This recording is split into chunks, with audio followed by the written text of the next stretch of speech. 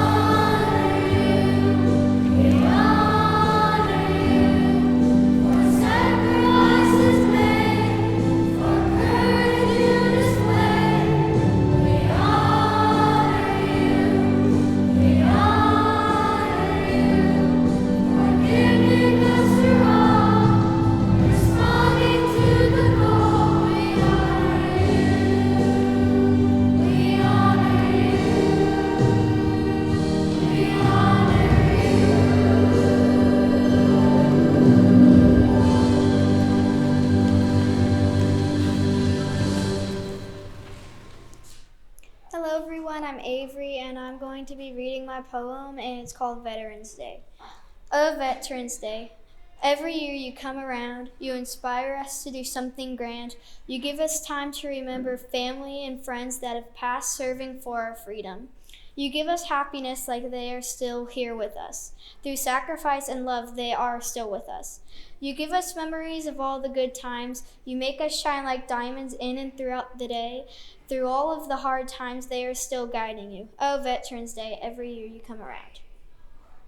Hello, welcome to our Veterans Day program. My name is Spencer Rather, and here we have Mr. Jerry Mitchell. He is going to share his experiences in the military with us. So tell us how you know about Plano and your connection to our school. Well, my lovely daughter, Miss Davenport, is employed here, and I also have a wonderful grandson that goes to school here called Davenport. That's very nice. Which branch of the military did you serve in? I served in the United States Air Force from 1970 to 1974. During that period, when you go in, you have to go through what they call a 6-week basic training. It is a learning period where you learn about how to serve in the military. It's like starting all over in your life. That's very interesting. You have to forget about civilian life. Really? Because you're pretty much owned by the government. And after you go through that and you learn different things about the military, they appoint you. You don't get to choose what job you do in the military. They tell you at the end of that 6 weeks what you will be doing. And what my specialty was at that time was munitions, was building bombs, missiles. I had to go through another 6 months of training in Denver, Colorado to learn about these things. So that's where that ended. That is very interesting. Okay. What made you decide to join the military? At the time, in 1960s and 70s, we had a thing called the draft. That means the government had you come and join the military. Not join, but you had to go into service to serve in the military. You had 30 days after you were drafted to pick either the Army, Air Force, Navy, or Marines. I picked the Air Force. If I didn't pick the Air Force, I had to go into the Army. At that time, they started a thing called the lottery. It only happened 2 years. But I was 19 when that started, and that's when they started the lottery. They would draw your birth date, and they would draw a number.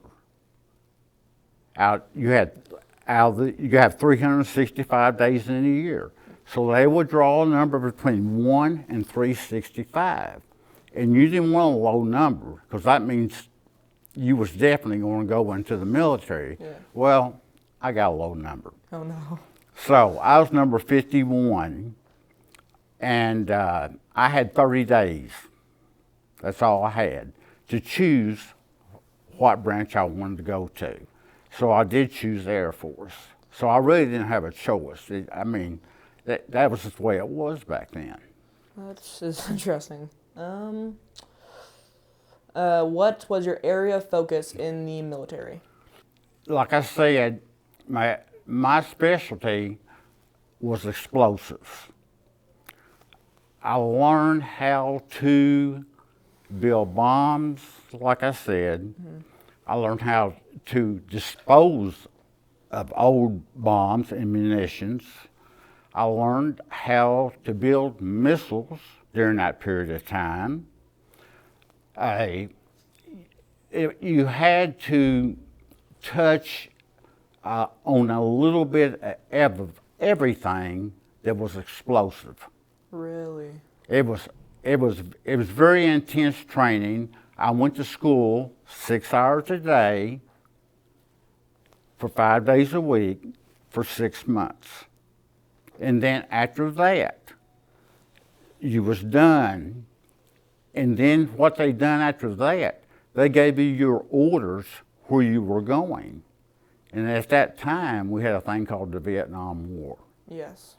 So I knew where I was going Yeah. because of munitions. So that's exactly what happened. Yes. Were you ever deployed abroad? Yes. In 1965, the United States got involved in the Vietnam War. Yes.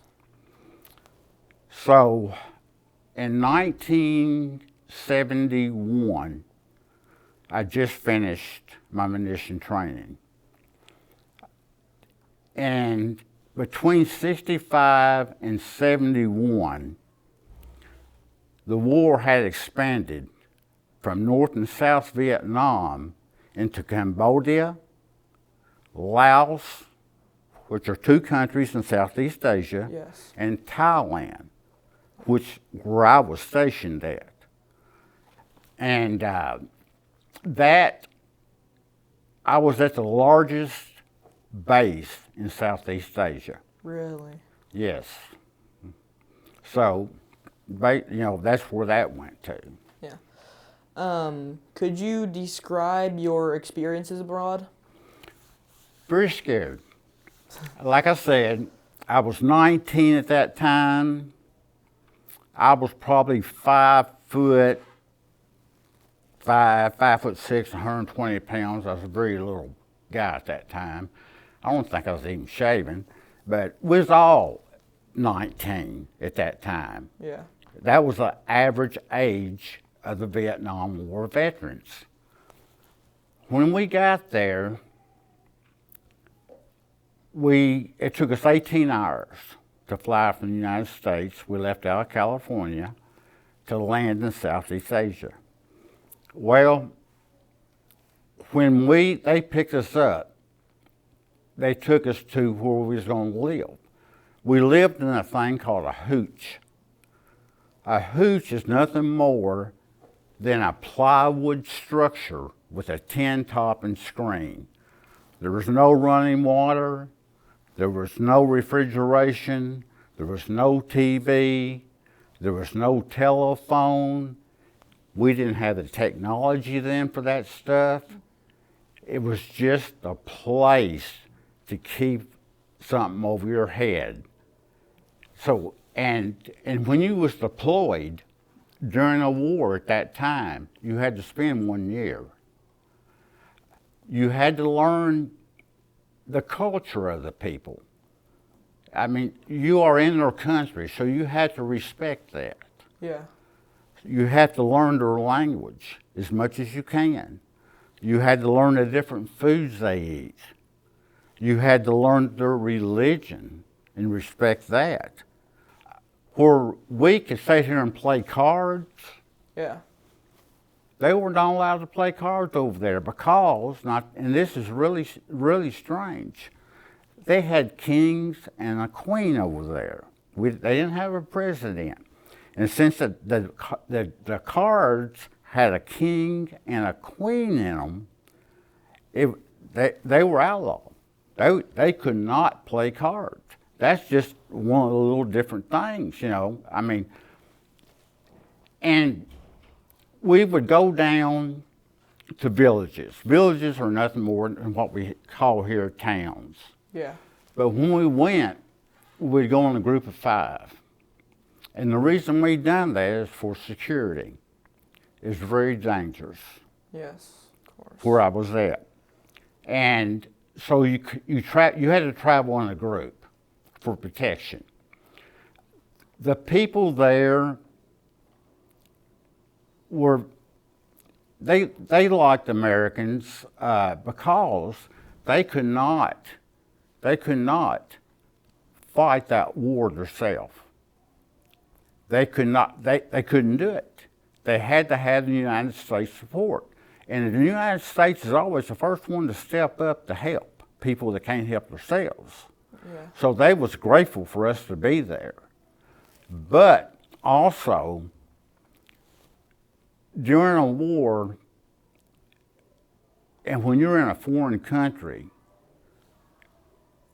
you do have some people that infiltrate, which that means come in Yeah. and get information that are on the other side. They're really the enemy. So you have to be very careful. Our base was so secure, they would not let cameras on that base. We built the bombs to bomb Vietnam, Laos, and Cambodia. We was building in 24 hours a day we built bombs.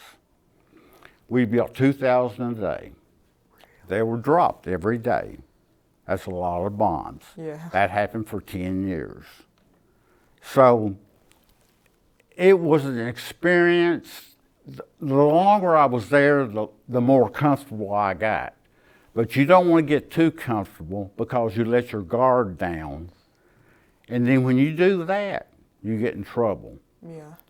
So you need to respect the people that's there, but you also need to watch your back at the same time. It's really hard to do. And but at 19 years old, you think you're invincible in a way, you know. So it was challenging. It was, to learn their culture. Yeah. But you had to respect that. You had to respect those people. That is their way of life, so you had to really kind of flip into the way they lived. Yeah. Not the way you wanted to live, but the way they lived. How did people at home support your family while you were deployed? That question I was looking at, and I really can't answer that, because when I left in 1971, you had to go for 1 year. Yeah. To be deployed. And we didn't have the technology To be able to communicate. Yeah. We didn't have cell phones, we didn't have computers, we didn't have nothing. Like I said, a letter at that time took 7 days from the United States to get to my base. And a letter, believe it or not, was like gold. I would read a letter 15 times because that was a communication. That's the only communication we had at that time.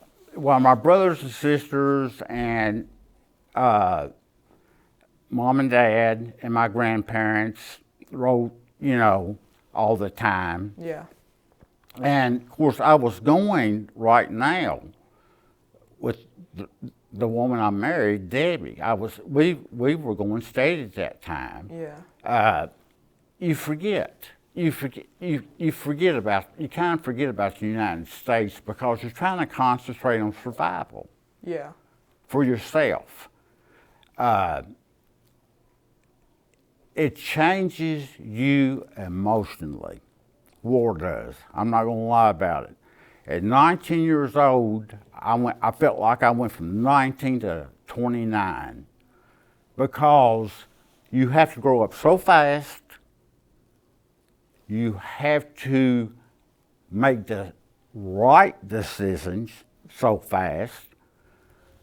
And there's no second thinking during war. You got to do it then to survive. So that is a thing that was so hard to do. It was so hard to do. Survival was always in your mind. Am I going to make it back home? So, but the people at home, like the question you asked me, I do not know, because we didn't have those communication skills then. Yeah. What medals do you have to share with us today? Well, I will show you. Can I get up? Okay, we're starting to the left and we'll go to the right. Okay, this right here is called the Republic of Vietnam Campaign Medal with 1 bronze star. I got that for serving over there. The second one here is called the National Defense Service Medal. You get that when you go into the military. When you go in, you take allegiance, which means an oath or a promise to support the United States. Yes. And it also means you'll do anything to keep the United States safe. This medal here is called the Air Force Good Conduct Medal. After 3 years of being in active service, Yes. you are awarded this medal as long as you have done your job. And you keep doing your job right. Yeah. The one on the right is called the Republic of Vietnam Campaign. The Vietnamese issued these medals to American troops. These are my dog tags. These dog tags have got your name on them. Yeah. They've got your blood type on them. They've got your, what they call your ID number. They give you a number when you go in the military, and that's called a service number. And that's how they track you.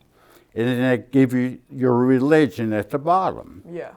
And this here at the top is what I come out as sergeant. Okay. Okay. Thank you very much for sharing that. And then what other items did you bring to share that you had during your time in the war? Well, I got my hat. It's got 635 MMS on it.